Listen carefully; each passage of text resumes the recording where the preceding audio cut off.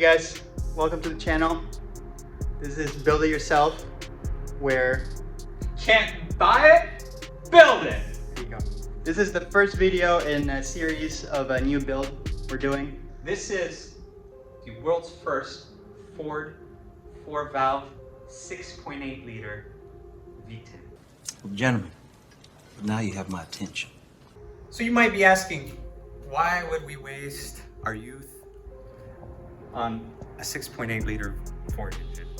It has a reputation of being not a great engine. There's several videos about it, but it is still a V10.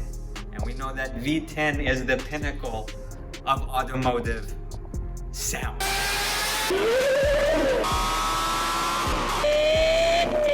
Also, double overhead cam is much better than single overhead cam. Second reason, these V10s are cheap and they're plentiful in the junkyards. Ford also did a prototype V10 in a Mustang with a 4-valve technology similar to what we want to do, and that thing made 430 horsepower. I gotta pump those numbers up. Those are rookie numbers in this racket. When we were coming up with this idea, we were going around looking on several forums like most people do, and seems to be several talks about doing a build like this, but no progress or projects really came to fruition. So this will be the first, as we said before. The first one to be finished. Even started, I would say. It's true. But no, we won't go there. Okay. So as I said earlier, these things are plentiful. This one came from a 2004 F250 in our local junkyard, and as you can see, it is of the 2-valve variety. Yep.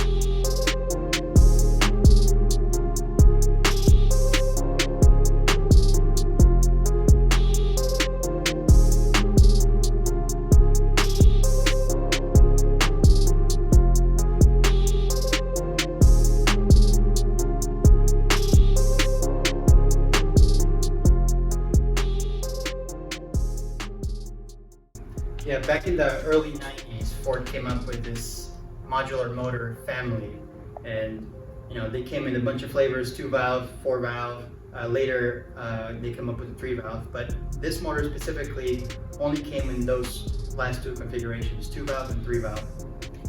So what we're going to do, actually we've already done it, we'll show you in later videos. We pulled heads from multiple aviators at junkyards. Several aviators. Yeah, I think we got a total of what, three? I'll show you the sets? carnage. So those came with 4-valve, 4.6 liter motors. We got heads for that. We also pulled that timing cover from Navigator. Those came with a 5.4 liter 4-valve. And again, because they're all from the modular motor family, all those parts are interchangeable and they can bolt together. So that's how this motor is going to get built. All right, so the first step is going to be tearing this engine down. So we'll be showing you some clips of that now. Let's do it.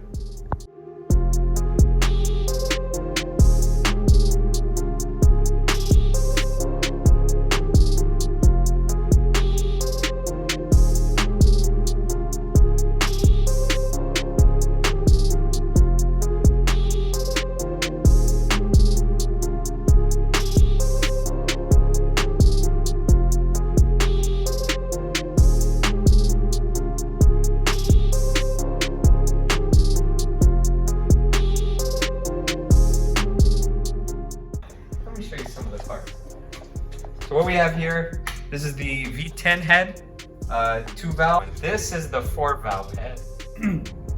Double overhead cam, so the two cams would fit here. We could have put it together, but we didn't. And this is where the magic happens. So we have two intake valves, two exhaust valves. This one only has a single intake valve and exhaust valve, hence the 2-valve name.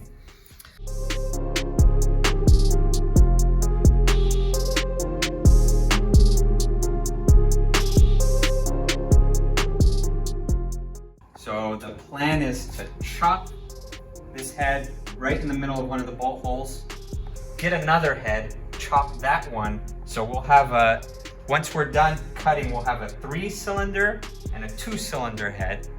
We're gonna slap those together, put a little chewing gum around it, and then that'll be good to go. So that's how we're gonna solve The 5-cylinder issue. the biggest issue of this project, really. So that's just for the heads. Obviously, Ford never made 4-valve 10-cylinder camshafts. So what we're gonna do is most likely have to get custom camshafts made. We still haven't figured out that part yet, but it shouldn't be too difficult. We're just gonna have to call a couple companies and get some custom camshafts made. After those camshafts are made, the rest should be relatively straightforward. So the plan is to build this engine and put it into a yet to be determined car and rip it around the streets. But for now, the immediate next steps is getting some drawings made up of the heads that we need and where they need to be cut, and then send it out to a machine shop and have them cut. So we'll show you what that looks like. All right, guys, we got the heads back from the machine shop and they're cut.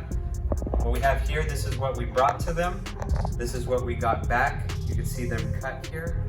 We called our machinist and they recommended we actually do EDM to cut these heads. So these are EDM cut.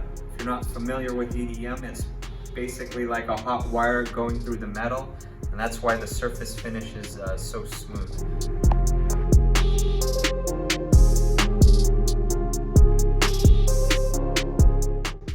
All right, so if you come look over here, we could see what the cross section looks like and kind of explain. So what we did is cut it right through the middle of the cylinder head bolt holes, so the bolts would run through here. Here is the 2 coolant passages.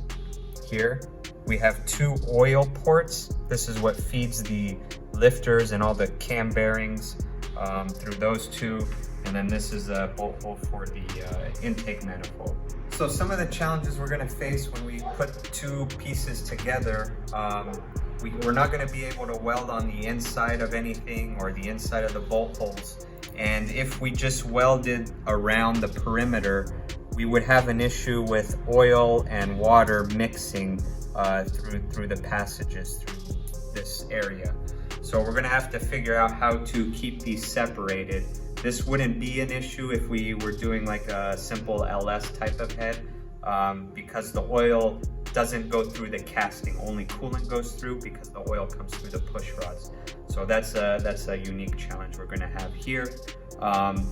Also, like I said, we're not gonna be able to weld inside the bolt holes, but we chose to cut it in the middle of the bolt holes so it wouldn't tamper with any of the combustion chamber. Another issue that we're gonna have with this overhead cam engine that you wouldn't have with an LS or a pushrod type of engine is the cams. So these have 2 cams per head. What I'll show you here is 1 cam. They ride on these bearing caps here. So these all have to be in line.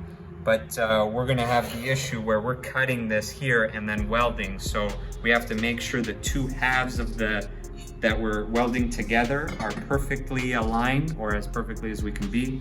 And then the warpage possibly induced by the welding doesn't cause these to bind. So that's another issue we're gonna have to work around. All right, in the next video, we're gonna take the scrap pieces we got from the EDM shop and take you along on how we're gonna tackle each of these challenges on welding these 2 together on a practice piece. We also have another additional challenge is that I will be the one welding it, and I've never welded cast aluminum before, so stay tuned and let's see what we can